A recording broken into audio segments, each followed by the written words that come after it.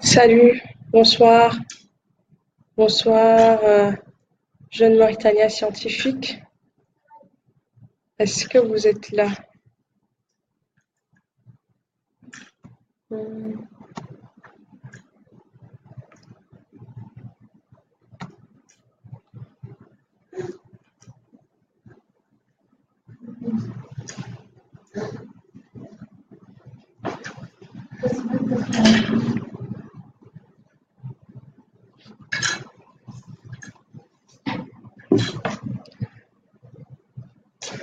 Alors, bon, je vois Abidine. Finalement, il y a quelqu'un. Est-ce que c'est la bonne page, Abidine? Est-ce que c'est ça le réseau, le groupe?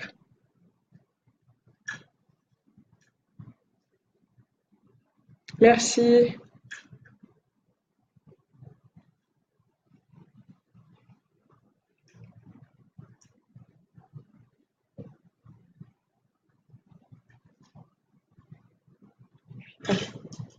Est-ce que je commence?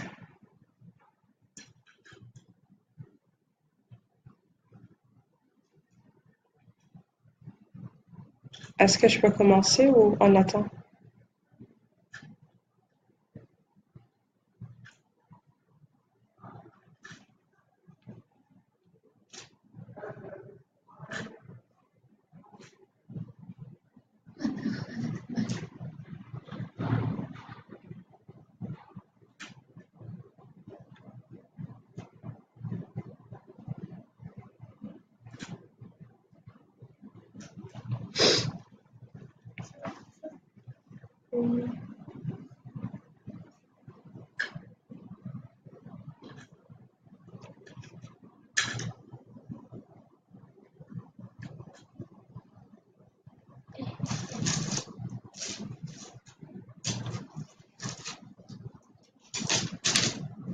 Ok, donc Abidine me demande d'attendre encore 5 minutes. Euh,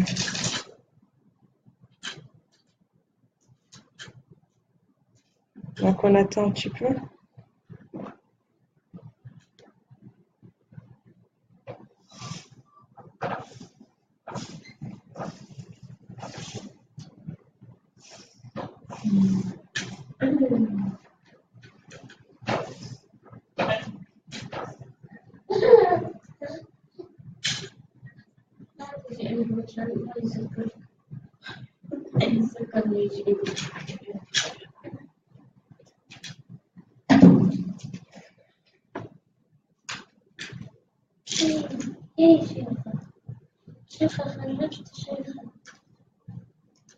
On me dit que c'est à cause du Classico que les jeunes sont en train de le regarder. Bon, désolé, on ne le savait pas.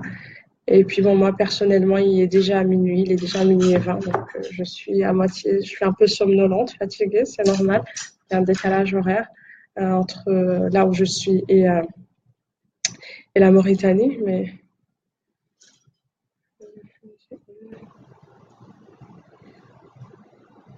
merci d'être là. Donc, on attend toujours.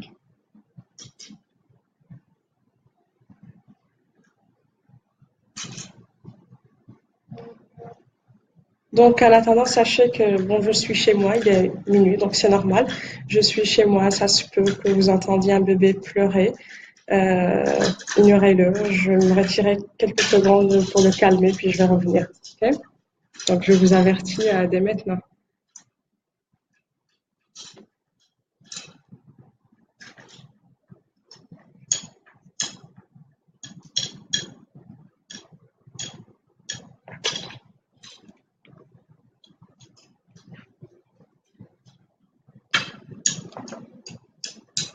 Alors, bon, on va commencer. Sinon, si on attend encore, je ne saurais plus quoi dire. La fatigue. Donc, tout d'abord, j'aimerais remercier tous les jeunes derrière cette belle initiative, le réseau des jeunes scientifiques mauritaniens. Merci beaucoup. Et encore. Voilà, merci à vous, merci à tous les participants, les intervenants, merci. Merci pour votre intérêt.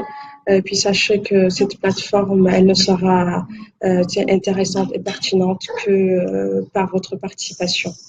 Puis je remercie également Dr Oulibak pour son intervention fort intéressante la fois dernière, il y a 2 semaines. Et voilà, ça commence. Donc, aujourd'hui, le sujet, c'est la recherche d'emploi. Le CV, lettre d'embauche, en fait, lettre d'embauche, entretien d'embauche, tout ça, c'est pour la recherche d'emploi. Euh, Ce que je peux vous dire que là, c'est la recherche d'emploi.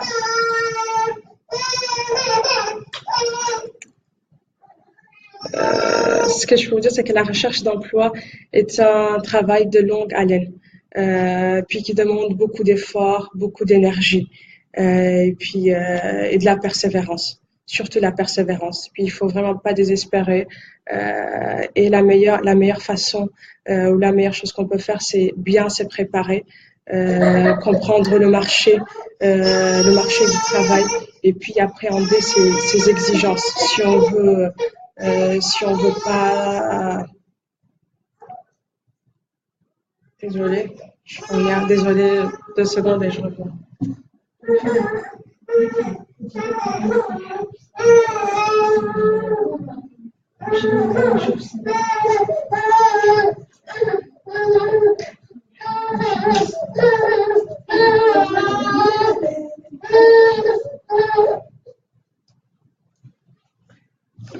Ça, c'est par exemple pas professionnel. Faites pas ça lorsque vous êtes en entrevue, surtout pas ça.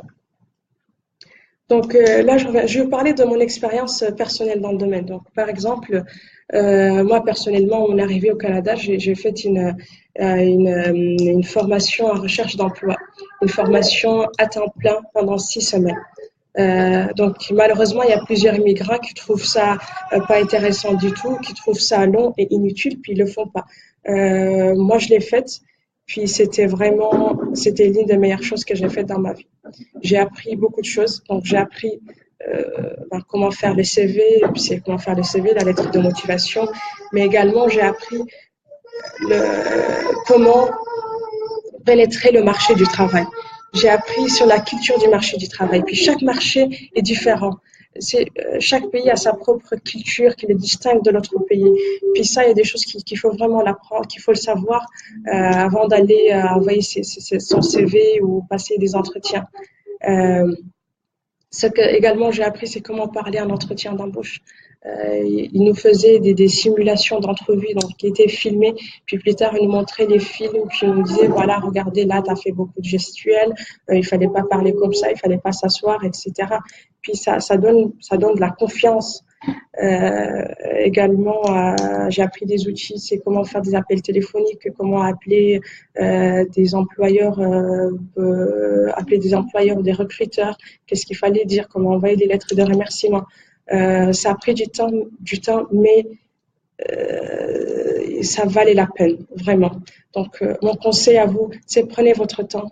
Analysez bien le marché, prenez le temps, posez des questions à des personnes qui sont déjà dans le marché, qui travaillent depuis longtemps, à des parents, voilà, poser des questions, essayer d'analyser, puis appréhender les exigences du marché. Voilà, donc moi à la fin de la formation, ce que je veux dire, c'est qu'à la fin de la formation, j'ai décroché 2 entrevues. Puis il y en a un que je l'ai raté, mais j'ai eu l'autre. Puis j'ai eu l'emploi et je suis restée pendant ces quelques années. Et je vous dirai plus tard pourquoi j'avais raté cette entrevue.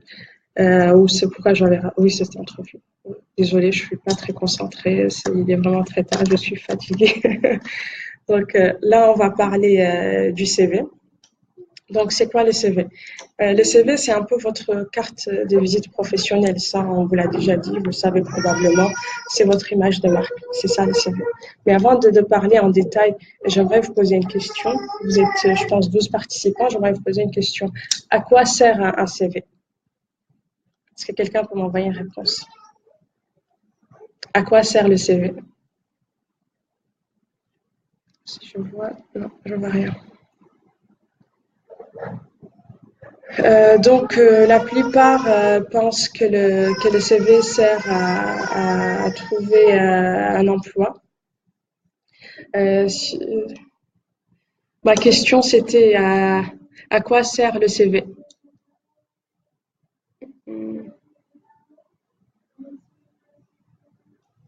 Ok, la plupart des gens, peut-être pas vous, mais la plupart pensent que le CV sert à trouver ou un emploi. Mais si vous le pensez, c'est détrompez-vous. Non, pas du tout. Les CV, en fait, ça sert à décrocher un entretien. Oui, le CV, oui, oui, c'est bien ça. Ça présente notre savoir-faire, notre parcours universitaire et tout ça. C'est ce qu'il fait. Mais à quoi ça sert? En fait, ça sert à, bah, si vous l'utilisez, je dis bien, en recherche d'emploi. Ça sert ça vous permet de décrocher un entretien d'embauche. C'est ce que le CV doit faire. C'est pourquoi le CV doit être accrocheur et doit donner envie aux recruteurs de vous rencontrer, de vous inviter, de vous appeler, bah tiens, c'est un CV intéressant, je vais vous appeler, dire, venez, j'aimerais vous rencontrer, puis j'aimerais vous poser davantage de questions sur votre cursus universitaire, expérience professionnelle, etc. Donc moi, je ne vais pas vous dire ce soir c'est comment présenter votre CV. Si vous allez sur Google, vous allez trouver beaucoup d'informations sur comment préparer les CV, quel type de CV. Mais ce que je vais vous donner, plutôt des conseils, des choses peut-être que vous le savez ou vous ne le savez pas. Comme je vous dis, ce soir, je partage avec vous mon expérience. Donc, la première chose, c'est il faut vraiment que les CV soient bien soignés, quelle que soit la présentation que vous avez choisie pour votre CV, il faut que ça soit bien soigné, que ce soit aéré et, lisible, lisible et compréhensible. N'utilisez pas un vocabulaire soutenu, difficile à comprendre. Non, ce qui soit lisible, compréhensible. Ne mettez pas beaucoup d'informations, mettez que l'information pertinente. Euh, alors, qu'est-ce que je peux dire encore euh, là, et voilà, donc ça c'est aussi une deuxième question. Peut-on avoir ou peut-on envoyer le même CV à toutes les offres? Est-ce que peut-on avoir un même CV puis qu'on envoie voilà, à toutes les offres qu'on voit, à toutes les compagnies, toutes les offres d'emploi? Donc, je ne sais pas si vous... En tout cas, la réponse est non. L'idéal, c'est un CV personnalisé. Il faut envoyer chaque offre, il faut lui envoyer un CV dans 2 pages. L'idéal, c'est un CV personnalisé. Donc, prenez le temps de bien lire l'annonce. S'il y a une annonce, une offre, prenez le temps de bien lire l'annonce, de bien lire l'offre, puis après, préparez votre CV en conséquence. C'est adopter votre CV. Parce que n'oubliez, il faut toujours se mettre dans la peau du recruteur. Puis rappelez-vous que lui, il passe 30 secondes, exactement, c'est ça. Le recruteur passe 30 secondes devant le CV. Donc 30 secondes, s'il ne voit pas ce qu'il veut, il le jette puis il va à la poubelle. C'est tout, pas plus. Donc adaptez votre CV, prenez le temps de lire l'annonce et ce que je vous dis, c'est reprenez les mêmes mots. Par exemple, si vous voyez que dans une annonce, je donne par exemple un exemple, comptabilité de...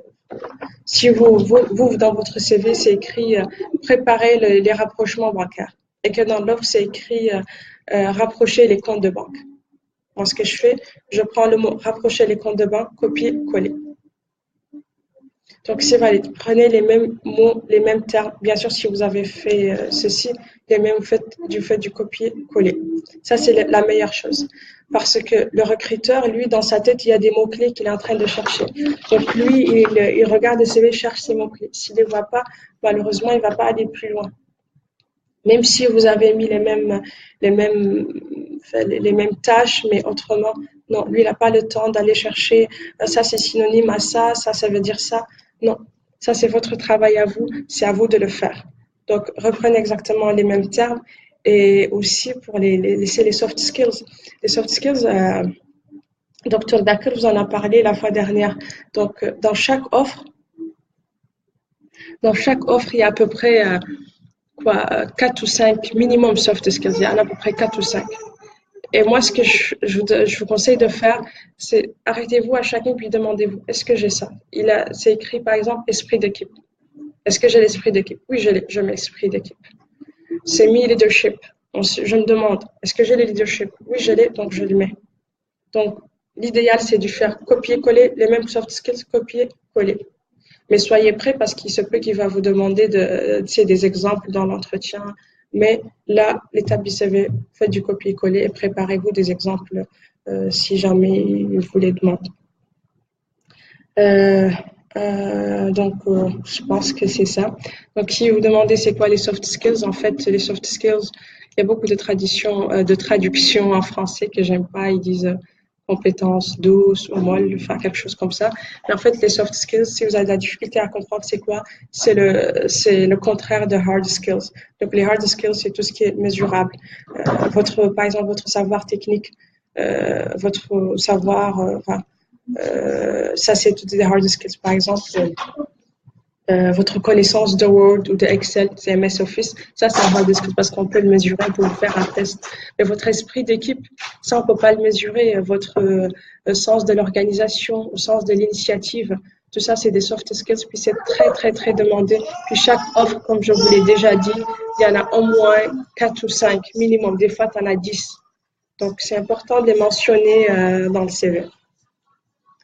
Euh, alors, je pense que c'est tout. Donc, pour la forme du CV, vous pouvez faire un CV présentation classique. Si la présentation, c'est polyvalente ou thématique. Puis, pour ça, je vais vous envoyer un lien très intéressant. C'est sur les tubes de CV, c'est préparé par le gouvernement du Québec. Je vais vous envoyer le lien. Puis là, vous pouvez aller voir les différents tubes de CV. Alors là, je reviens, 5, 5. Je reviens dans 2 secondes.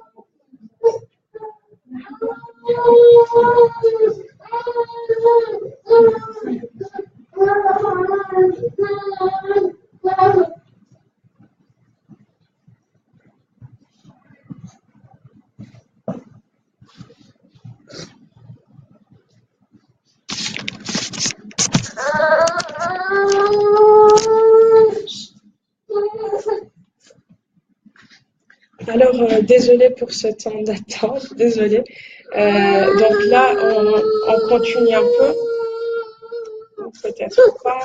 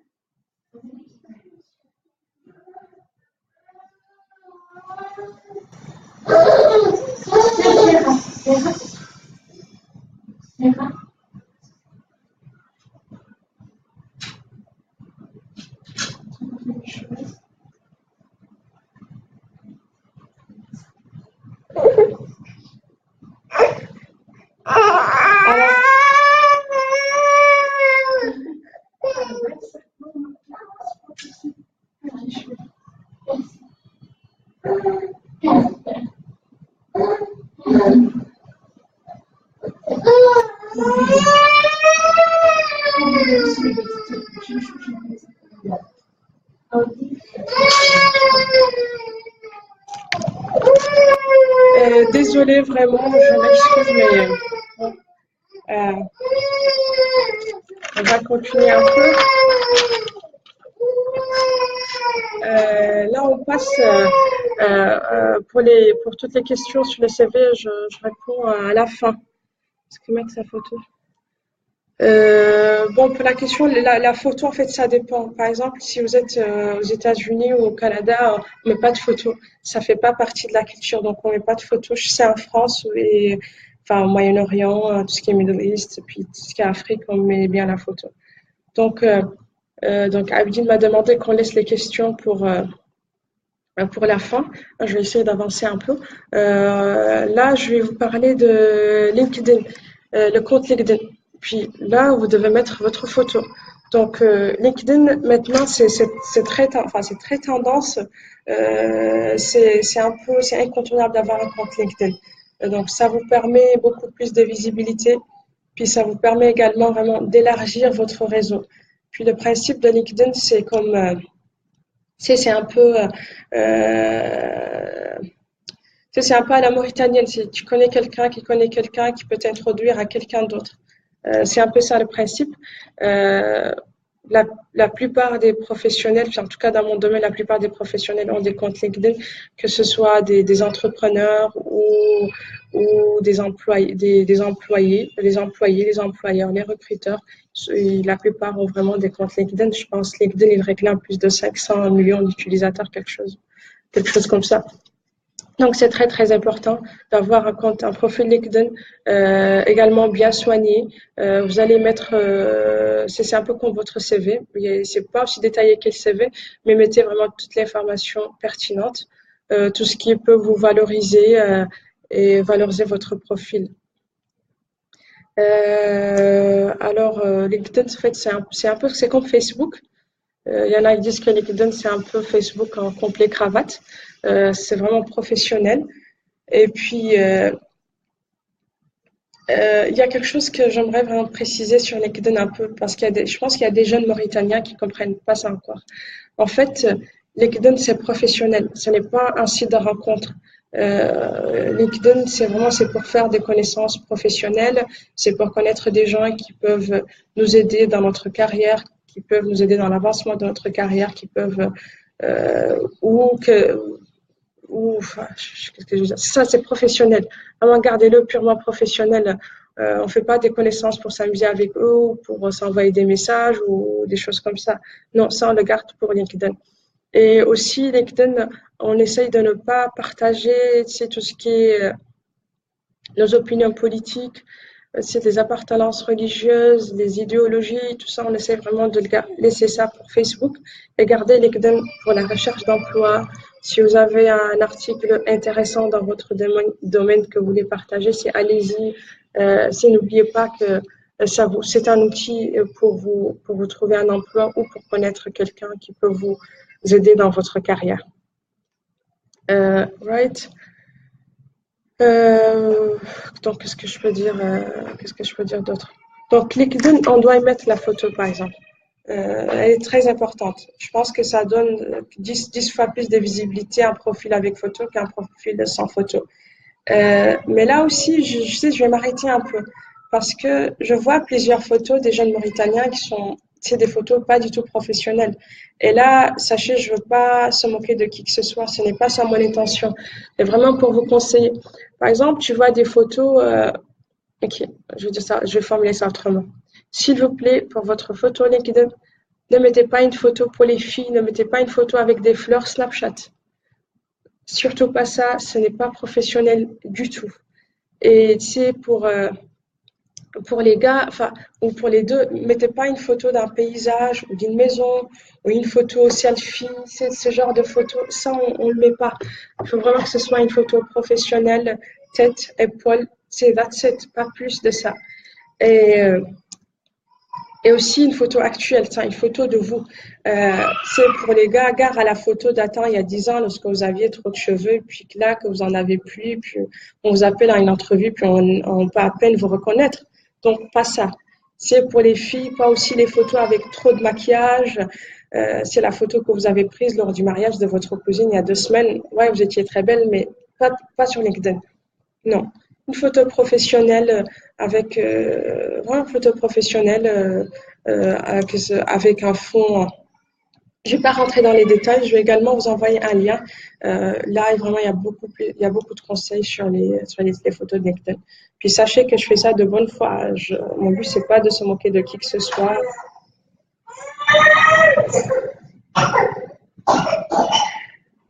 Euh, ok. Alors, est-ce que c'est ce que j'ai à dire sur LinkedIn? Oui, qu'est-ce qu'on peut dire encore? On peut parler de l'entretien. Donc, l'entretien d'embauche. Donc, ça y est, votre CV a été accrocheur, on vous appelle à une entrevue.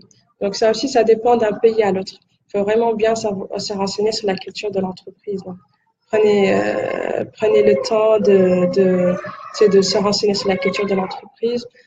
S'il y a des conseils, vous allez trouver ça sur Internet, c'est arriver plus tôt, bien habillé, parler correctement, pas trop vite, pas lentement non plus, parler avec la bonne intonation, puis soyez préparés. C'est toutes les questions de l'entrevue, on les connaît tous.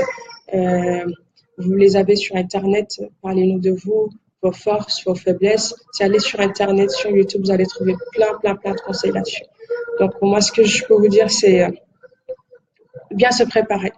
C'est même si vous pensez que vous maîtrisez le sujet, vous savez, mais vraiment prenez votre temps.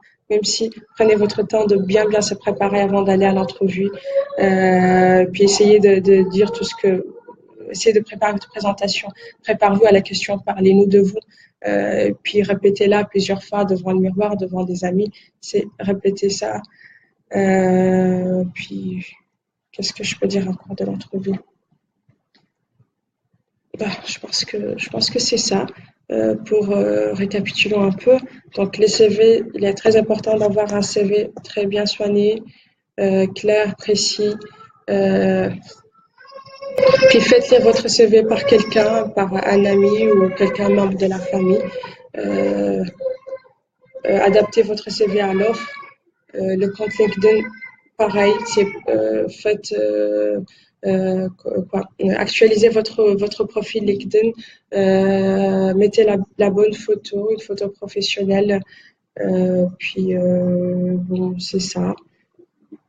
Bah, je pense que c'est pas mal ça.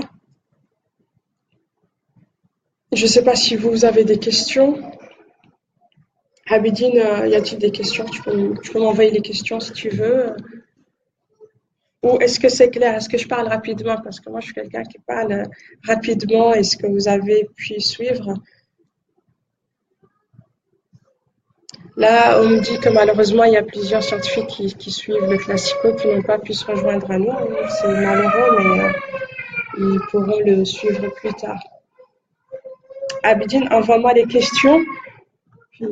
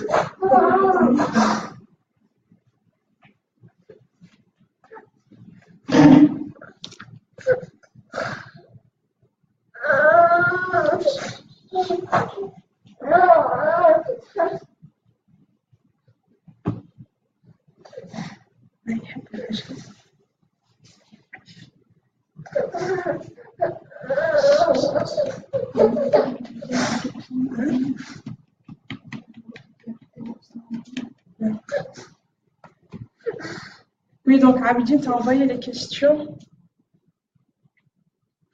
Ah oui, déjà, en fait, c'est... euh, alors, les CV peut être dans une seule ou deux pages. Bon, en fait, je dirais deux pages comme un max. Dépassez pas les dépassez pas les deux pages.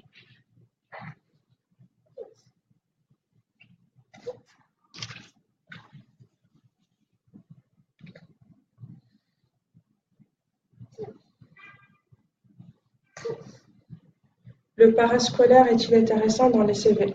Oui, oui, très intéressant. Surtout si vous n'avez pas beaucoup d'expérience, le parascolaire est très intéressant. Là où, mais qu'est-ce que j'allais dire? Surtout, c'est l'engagement communautaire, euh, le- les projets que vous avez faits. Puis là, on revient sur les soft skills. Si vous allez essayer de démontrer vos soft skills par le parascolaire. Par exemple, si vous dites dans votre CV que vous avez du leadership, vous allez pouvoir démontrer que vous avez prouvé votre leadership parce que vous étiez le président de telle ou telle association. Esprit d'équipe, pareil. Donc, le parascolaire vous permettra de prouver les soft skills que vous avez dans votre CV, surtout si vous n'avez pas d'expérience professionnelle. Donc, maintenant, c'est très apprécié d'avoir des activités de bénévolat, euh, d'engagement communautaire, social, etc.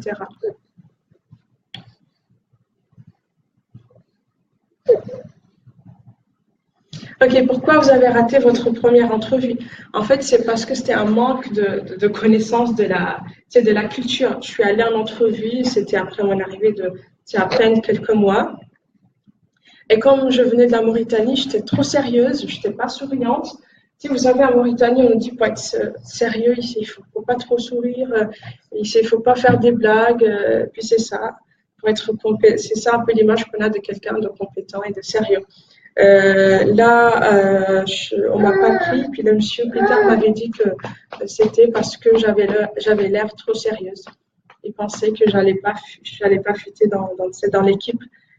C'est plus tard j'ai compris qu'il a raison parce que vous savez, vous recrutez quelqu'un, vous allez passer avec lui quoi, 8 à 9 heures par jour. Donc on passe plus de temps avec nos collègues que notre propre famille. Donc, on passe plus de temps avec nos collègues que notre propre famille. Donc, c'est très important d'avoir quelqu'un avec qui on a envie de travailler. Donc, pour lui, moi, je suis amie, peut-être que, je ne sais pas, je n'étais pas souriante, je ne me souviens plus, mais c'est ça. Donc, c'est d'où l'utilité de bien se renseigner sur la culture de l'entreprise. C'est avant d'aller à l'entrevue. Medina, Medina.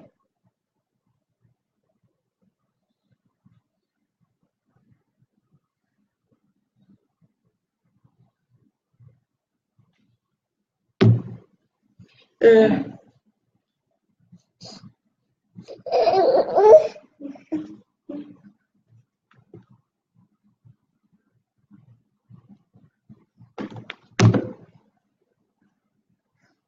Medina.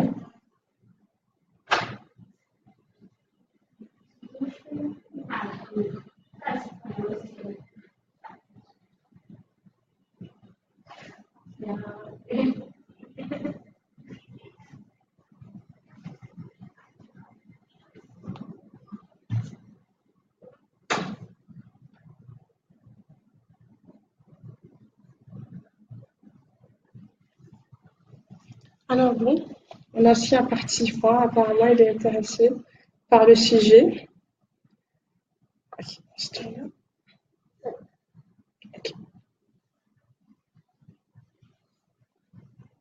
La prochaine fois, on va le faire le matin. C'est fini, on va plus faire de live talk à minuit le soir.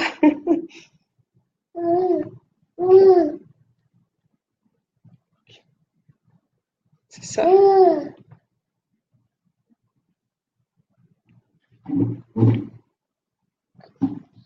À la fin, c'est un message de conservation. Bon, je pense que c'est pas mal tout. Là, je vous remercie vraiment pour votre attention. Désolée pour le dérangement. Bon, des fois, c'est un peu l'inconvénient de l'Internet. On est chez soi. C'est ça, il est minuit. Puis, qu'est-ce que j'ai à dire? Donc, pour les jeunes, tous les jeunes qui sont en recherche d'emploi, même si vous êtes déjà en emploi, et que vous cherchez et que vous cherchez des opportunités d'avancement, travaillez toujours sur votre projet professionnel. Travaillez sur votre projet professionnel. Il faut bien gérer sa carrière et essayer développer vos compétences continuellement. Si vous avez des lacunes, Par exemple, en langue, si vous pensez que vous maîtrisez pas l'anglais, faites des cours d'anglais, maîtrisez la langue. Si vous pensez que dans votre domaine, que vous avez des lacunes quelconques, je sais pas, il y a un logiciel, un certain logiciel que vous maîtrisez pas, c'est allez-y, prenez des cours. Il faut toujours,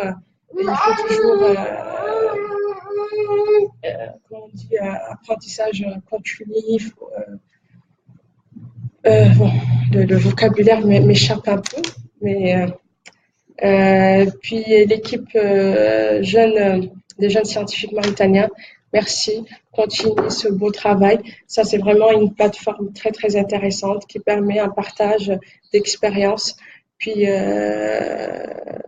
voilà, on aimerait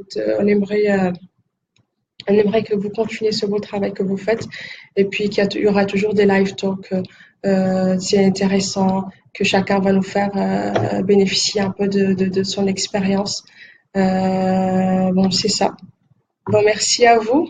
Merci beaucoup et à la prochaine. Le centre là, je pense qu'il y a une question. Bon, je vais répondre à la question avant de finir. Je pense que les centres d'intérêt, je ne sais pas si tu veux dire football ou natation. Moi, je dirais qu'il serait intéressant s'il est juste, si ça va démontrer quelque chose, par exemple, si vous avez 60 ans et que vous faites participer à un marathon, là, je dirais que c'est intéressant parce que ça veut dire que vous êtes toujours en bonne santé. S'il démontre, je ne sais pas si vous êtes informaticien et que aimeriez jouer à l'échec, puis vous avez remporté plusieurs prix, je dirais que ce serait intéressant parce que ça va démontrer que vous êtes très intelligent. Mais il faut se demander, il faut se demander des compétences que j'acquiers par cette activité. Est-ce que ça valorisera aux yeux des recruteurs? Si vous voulez vous intéresser. Alors, bon, on s'arrête. Merci. Merci à vous. Puis bonne nuit tout le monde.